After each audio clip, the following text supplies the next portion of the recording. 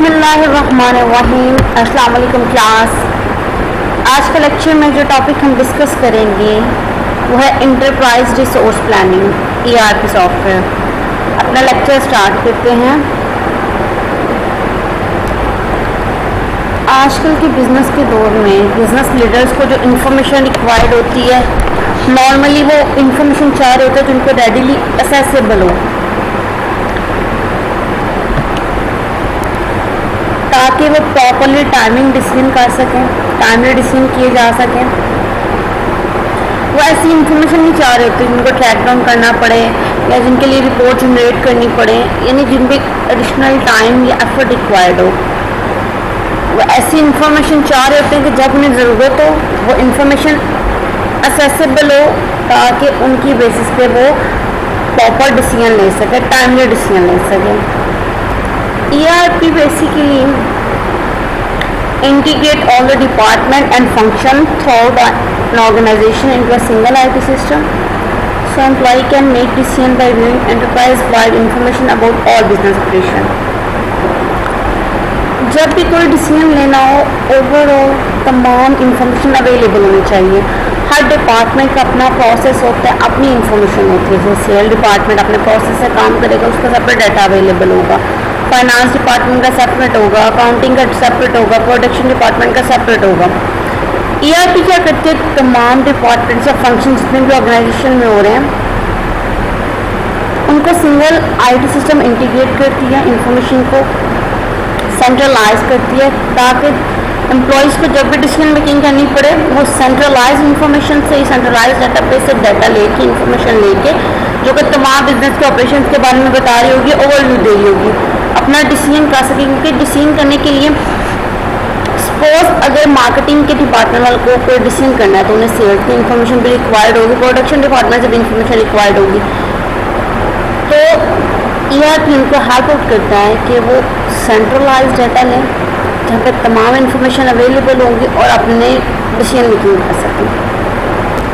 एक ऑर्गेनाइजेशन में different department या डिफरेंट बिजनेस एरिया ये फंक्शंस ऑपरेट हो रहे होते हैं। हर डिपार्टमेंट या डिवीजन का अपना प्रोसेस होता है काम करने का। कुछ फंक्शंस या डिपार्टमेंट क्रॉस फंक्शनली पर परफॉर्म कर रहे होते हैं। ERP अपने बेसिक लेवल पे तमाम जितने फंक्शंस परफॉर्म हो रहे बिजनेस में जितने भी फंक्शन परफॉर्म हो रहे हैं उनको इंटीग्रेट करता है, ताकि बिजनेस प्रोसेस और इंफॉर्मेशन को अक्रॉस द ऑर्गेनाइजेशन स्ट्रीमलाइन किया जा सके। बेसिकली ERP हेल्प कर रहा होता है एम्प्लॉय को ताकि वो अपना काम ज़्यादा इफेक्टिवली और एफिशिएंटली परफॉर्म कर सकें, डिफरेंट बिजनेस यूनिट के दरमियान बैरियर को ब्रेक डाउन करके। किसी भी बिजनेस ऑर्गेनाइजेशन में कंसिस्टेंसी को मेंटेन करना बहुत ज़्यादा ज़रूरी होता है, लेकिन बहुत सी ऑर्गेनाइजेशन कंसिस्टेंसी को मेंटेन नहीं कर पाती बिजनेस ऑपरेशंस के दौरान, क्योंकि हमने कहा एक डिपार्टमेंट अगर एक अपना सिस्टम चेंज करता है तो दूसरे डिपार्टमेंट इंफॉर्मेशन शेयर नहीं हो पाती, वो प्रॉब्लम क्रिएट करता है। अगर सिंगल डिपार्टमेंट की बात करें, अगर उसे अपना सिस्टम चेंज करना है, नया सिस्टम इम्प्लीमेंट करना है, तो उसे दूसरे डिपार्टमेंट के बारे में भी कंसिडर करना होगा जो उनसे इंफॉर्मेशन ले रहा है, जिनके साथ वो इंफॉर्मेशन शेयर कर रहा है। क्योंकि अगर वो उनको कंसिडर किए बगैर अपना सिस्टम चेंज करेगा तो दूसरे जो ऑर्गेनाइजेशन है, दूसरे ऑपरेशंस या फंक्शन एरिया होंगे, डिपार्टमेंट होंगे, वो आपस में इंफॉर्मेशन शेयर नहीं कर पाएंगे, कंपनी के ऑपरेशन परफॉर्म करने में डिफ़िकल्टी आएगी कम, और ये ऑर्गेनाइजेशन के लिए भी डिफरेंट प्रॉब्लम क्रिएट करेगी। रिपोर्टिंग एरर्स आएंगी, डाटा को आपस में को रिलेट करने बहुत ज़्यादा डिफ़िकल्टीज आएंगी। ERP के दो कंपोनेंट होते हैं, एक कोर कंपोनेंट और दूसरा एक्सटर्नल कंपोनेंट। इन कंपोनेंट में जो इशू राइज हुए हैं, जैसे इनकन्सिस्टेंसी की बात कर रहे थे, रिपोर्टिंग फॉर्मेट में डिफ़िकल्टीज़ की बात कर रहे थे, डाटा को रिलेट करने में डिफ़िकल्टी से वगैरह को डील करने के लिए कंपोनेंट्स हेल्प आउट करते हैं। इन कंपोनेंट्स में डाटा रिपोजिटरी शामिल होते हैं और मॉड्यूलर सॉफ्टवेयर डिज़ाइन शामिल होता है इन दो कंपोनेंट्स में। डाटा रिपोजिटरी में कंपनी तमाम तरह का डाटा स्टोर कर सकती है, रिट्रीव कर सकती है इंफॉर्मेशन को। इसमें जो इंफॉर्मेशन स्टोर होती है वो रिलायबल भी होती हैं और एसेसेबल भी होती हैं। Module software design basically system को फंक्शनल एरिया यूनिट्स में डिवाइड कर देता है, यानी प्रोडक्शन का सेपरेट हो गया, मार्केटिंग का अलग कर दिया, सेल डिपार्टमेंट का अलग कर दिया। ये तमाम मॉड्यूल इंडिपेंडेंटली भी काम करते हैं और कंबाइंड भी दूसरे के साथ काम कर सकते हैं ताकि बिजनेस की फ्लेक्सिबिलिटी को इंक्रीज किया जा सके। अगर कंपनी एआई सिस्टम को स्लोली इम्प्लीमेंट करना चाह रही है तो वो एक मॉड्यूल पहले इम्प्लीमेंट कर सकती है, जैसे अकाउंटिंग वगैरह का। फर्दरली वो दूसरा मॉड्यूल ऐड करती रहती है, परचेजिंग का कर लिया, स्केड्यूलिंग का कर लिया। ERP सिस्टम शेयर करता है data supporting business process within and across the department, which mean that employee in different department या different division like accounting and sale वो सेम इंफॉर्मेशन को यूज़ कर सकते हैं, रिलाई कर सकते हैं, अपने नीड के अकॉर्डिंगली वो उसमें से इंफॉर्मेशन विड्रॉ कर सकते हैं। ERP software synchronised reporting and automation भी प्रोवाइड करता है। दैट मीन कि हर एम्प्लॉय को सेपरेट रिपोर्ट या डाटा शीट मेंटेन नहीं करनी पड़ती। ERP सॉफ्टवेयर से वो जो भी उनको रिक्वायर्ड इंफॉर्मेशन होती है वो एक सिस्टम से निकाल सकते हैं, रिक्वायर्ड अपनी नीड्स के अकॉर्डिंगली। यानी सेल डिपार्टमेंट जो इंफॉर्मेशन मेंटेन की हुई हैं फाइनेंस डिपार्टमेंट में उन्हें यूज़ कर सकते हैं और ऑर्डर मैनेजमेंट में इनको यूज़ कर सकते हैं।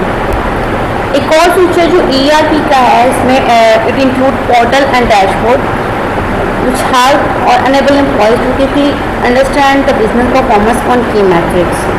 जैसे कि मैंने भी आपको बताया कि ERP सिस्टम सेंट्रलाइज्ड डेटाबेस पे काम कर रहा होता है। ये इंफॉर्मेशन कलेक्ट करता है और इंफॉर्मेशन को ओवरऑल ERP सिस्टम के इंडिविजुअल एप्लीकेशन जितने भी कंपोनेंट या मॉड्यूल काम कर रहे होते हैं इनमें स्प्रेड आउट कर देता है। डिफरेंट बिजनेस फंक्शन को सपोर्ट कर रहा है like accounting, manufacturing, marketing and HRM। जब कोई भी यूज़र इंफॉर्मेशन एक मॉड्यूल में एंटर करता है, अपडेट करता है या डिलीट करता है तो ऑटोमेटिकली इमीडिएटली बेसिस पे इंटायर ERP सिस्टम या मॉड्यूल में वो इंफॉर्मेशन अपडेट हो जाती है। यानी सेपरेट से हर मॉड्यूल में आपको दोबारा अपडेट करने की जरूरत नहीं पड़ती, ऑटोमेटिकली वो अपडेट हो जाती है। ERP प्रोसेस की वजह से बिजनेस प्रोसेस ऑटोमेट हो जाता है। फॉर एग्जांपल अगर हम ऑर्डर फिलमेंट की बात करें, कस्टमर ने ऑर्डर दिया, आपने कस्टमर से ऑर्डर रिसीव किया, टेक किया, जो भी उसकी परचेजिंग थी, जो कस्टमर परचेज कर रहा है उसको शिप करना और बिल वगैरह करना। ERP सिस्टम की मदद से जब ऑर्डर लिया जाता है किसी भी कस्टमर से तो तमाम जो नेसेसरी इंफॉर्मेशन होती हैं वो तमाम उनके पास अवेलेबल होती हैं, लाइक कस्टमर की क्रेडिट रेटिंग क्या है, ऑर्डर हिस्ट्री क्या है, कंपनी का इन्वेंट्री लेवल क्या है, आइदर फुलफिल कर सकते हैं वो पार्टिकुलर ऑर्डर क्या नहीं, और डिलीवरी स्केड्यूल क्या होगा। ये तमाम इंफॉर्मेशन क्योंकि हमने कहा सेंट्रलाइज्ड डेटाबेस होता है तो हर डिपार्टमेंट असेस कर सकते हैं इंफॉर्मेशन को, सेम इंफॉर्मेशन को व्यू कर सकते हैं तमाम इंफॉर्मेशन को।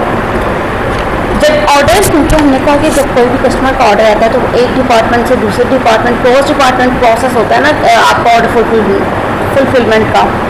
तो ऑर्डर जब एक डिपार्टमेंट से ख़त्म होता है दूसरे डिपार्टमेंट में मूव करता है, दूसरे डिपार्टमेंट से तीसरे डिपार्टमेंट में मूव करता है तो ये ऑटोमेटिकली सारा प्रोसेस हो रहा होता है ERP सिस्टम के थ्रू। ऑटोमेटिकली एक डिपार्टमेंट से दूसरे डिपार्टमेंट और उससे फिर नेक्स्ट डिपार्टमेंट की तरफ मूव कर रहा होता है।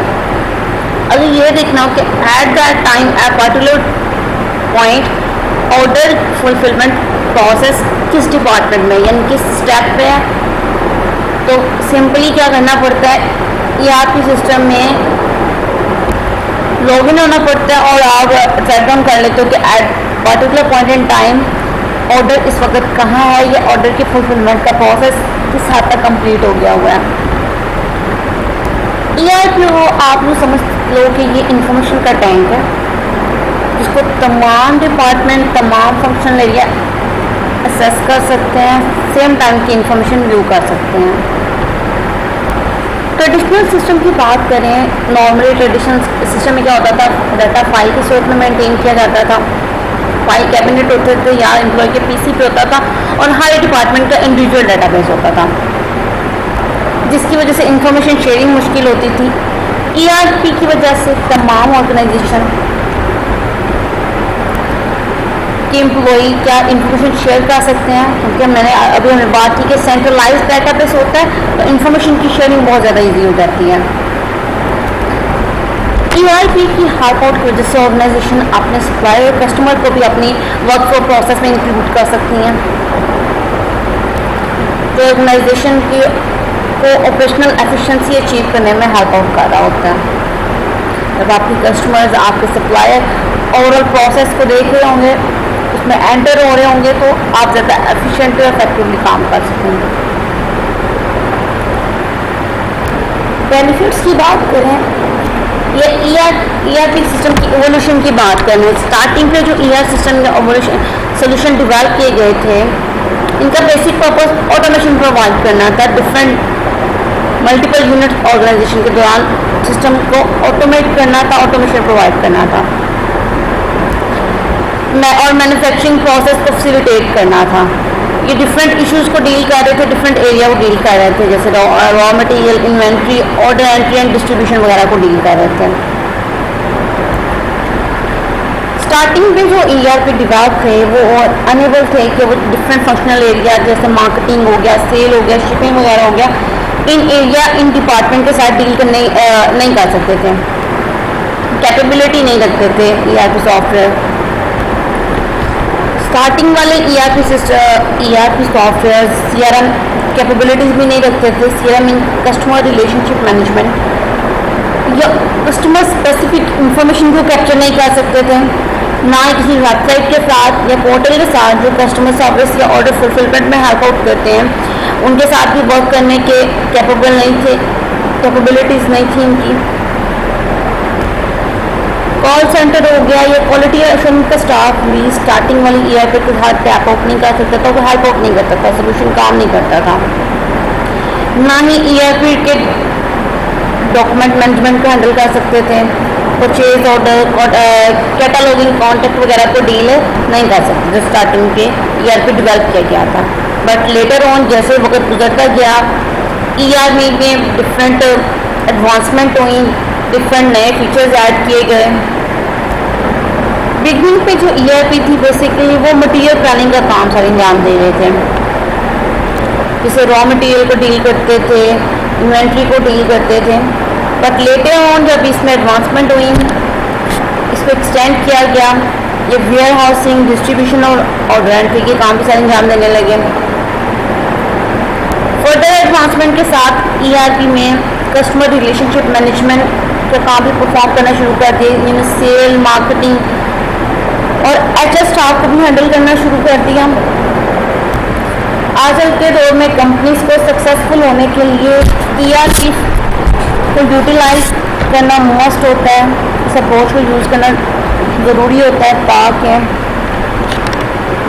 वो सक्सेसफुली ऑपरेशन ऑपरेट कर सकें।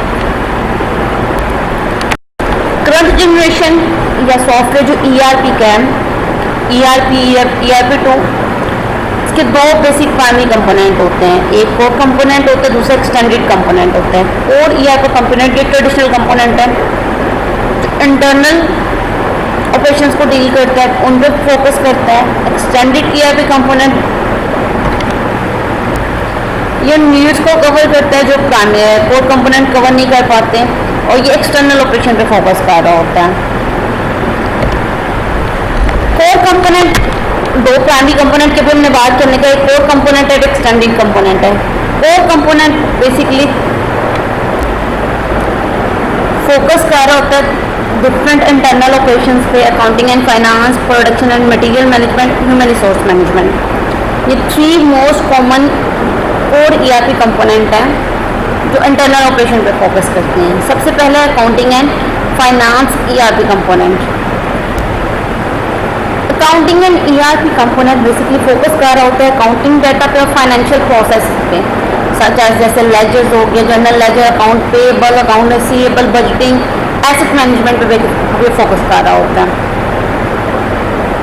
इसका सबसे most useful feature credit management है।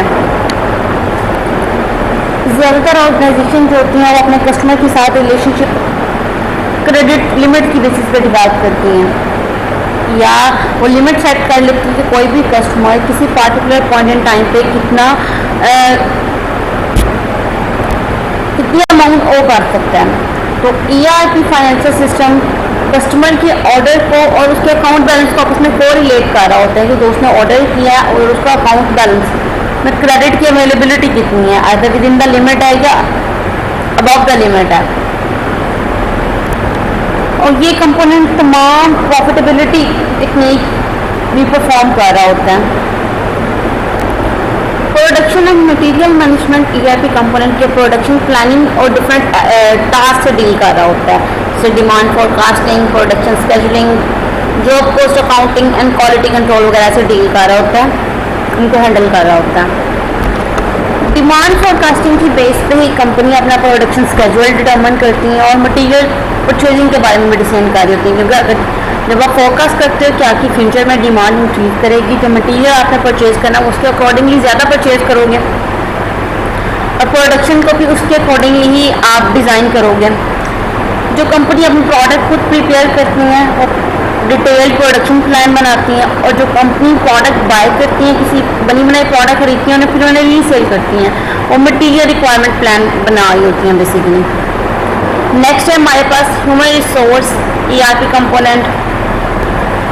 ये कंपोनेंट एम्प्लॉय के बारे में डिफरेंट इन्फॉर्मेशन को ट्रैक डाउन कर रहा होता है, जैसे उनकी पे रोल के बारे में इन्फॉर्मेशन, बेनिफिट्स प्रोवाइड किए जा रहे हैं, compensation, performance assessment and ensure करता है कि लॉ जितने भी एम्प्लॉय से रिलेटेड लॉ हैं उनके साथ कंप्लाइंस हो रही है कि नहीं हो रही।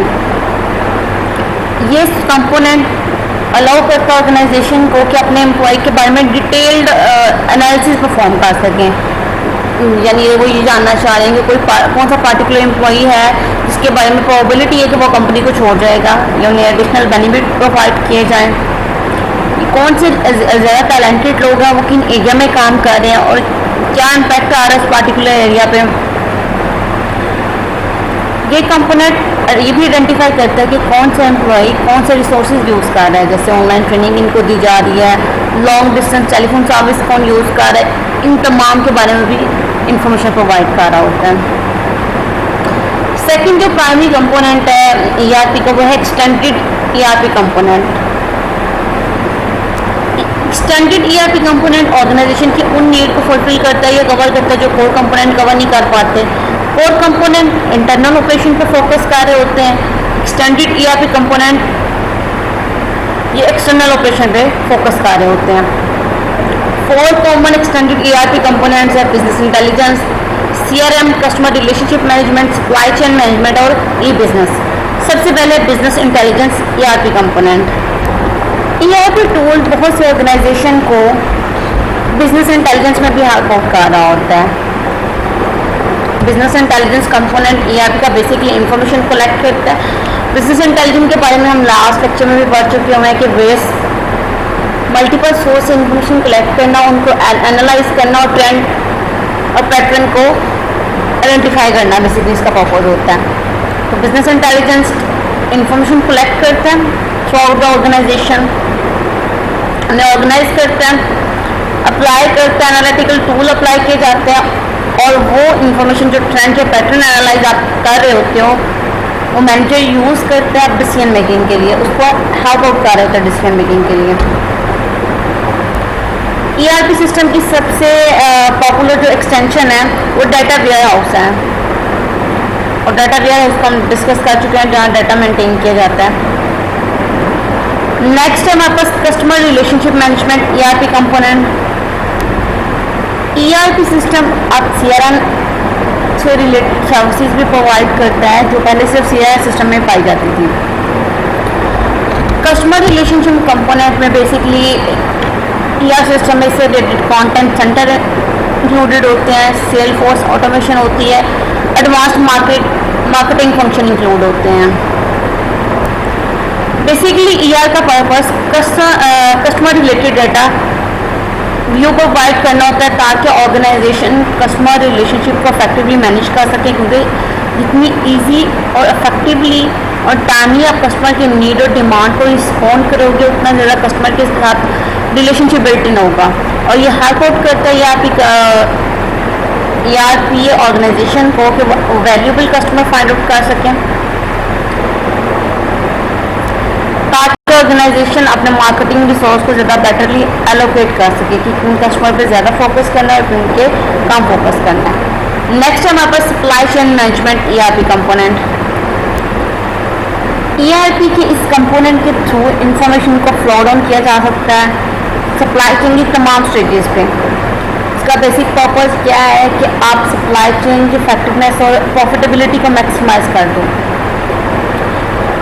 SCM कंपोनेंट बेसिकली अलाउ करता है कि वो फर्म को कि वो मॉनिटर करे और तमाम इंफॉर्मेशन कंट्रोल करे जो सप्लाई चेन से रिलेटेड है, वो चाहे वो रॉ मटेरियल खरीदने से लेकर फिनिश कस्टमर को फिनिश गुड प्रोवाइड करने से तक हो, उनके बारे में तमाम इंफॉर्मेशन हर स्टेज पे उसको कंट्रोल करना और मॉनिटर करना ताकि सप्लाई चेन मैनेजमेंट के प्रोसेस को इफेक्टिवली डील किया जा सके और प्रॉफिटेबिलिटी इंक्रीज की जा सके।